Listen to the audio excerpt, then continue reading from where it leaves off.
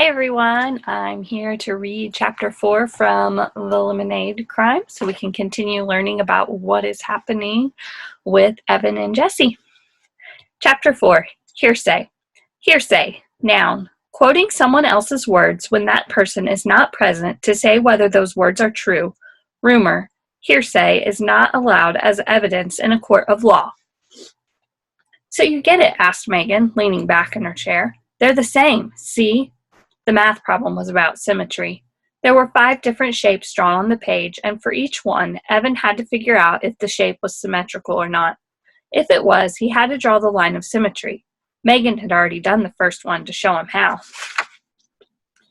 But Evan was having a hard time thinking about symmetry when he was sitting right next to Megan Moriarty. That one's easy, said Evan, trying to sound cool. Everybody knows the hearts are symmetric.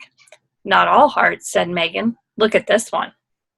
Well, that's just freaky, said Evan. The next 3 shapes weren't too hard, and Evan was able to draw the line of symmetry for each one. But the last one had him stumped, and Megan finally had to let him in on the trick. The shape wasn't symmetrical at all. It looks like it should work, said Megan, but it never does, no matter where you draw the line. Jessie showed me that. She's a math genius, huh?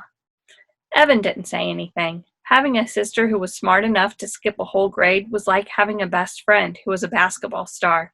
It made you look bad by comparison. Hey, Evan, said Megan, dropping her voice and leaning in even closer. They both looked over to Mrs. Overton, who was talking on the class phone. Evan could smell the coconut shampoo Megan used on her hair. It made him think of ice cream at the Big Dipper. How do you think Scott Spencer got the money for that 2020? The nice floaty feeling leaked out of Evan. Scott Spencer? Huh, said Evan. I know what you mean, said Megan, sitting back and twirling her hair.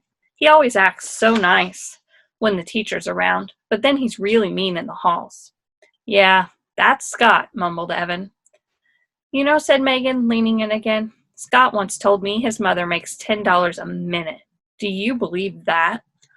Evan thought of Spencer's house and the vacations they took every year. Skiing in the Caribbean and even Europe, and he didn't doubt it for a second.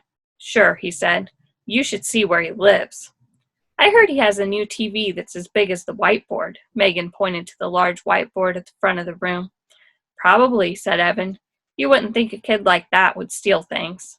Megan's eyes opened wide. Does he really steal? Alyssa told me he does. She said he took her charm bracelet out of her locker and then pretended he'd found it on the playground, just to impress her. But I don't know if that's true. Evan was dying to tell her that Scott had stolen $208 from him, but he couldn't. He stole lunch money from Ryan once, and he took a candy bar from the Prince Chopper. He steals a lot of things. Megan looked at him closely. Did you see him take the money or the candy bar? She asked. Evan shook his head. No, but Ryan said, That's just a rumor then, said Megan.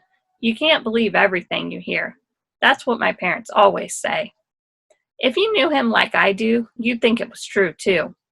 Maybe, said Megan, but I don't listen to rumors. People probably say things about me that aren't true, and about you too. Evan wondered if that was so. What would people say about him? Did his friends talk about him behind his back? He didn't like to think about that. But what Megan said got him thinking about the missing money. Evan never actually saw Scott take the money, but he had told everyone, Paul and Ryan and Adam and Jack, that Scott had taken it. And they'd all believed him because it was true. Evan was sure of it. You have to know Scott, Evan said, shaking his head again. But he could hear his mother's voice. Rumors are like pigeons. They fly everywhere and make a mess wherever they go. That's the end of chapter 4. I'll see you tomorrow when we learn more about chapter 5. Bye, guys!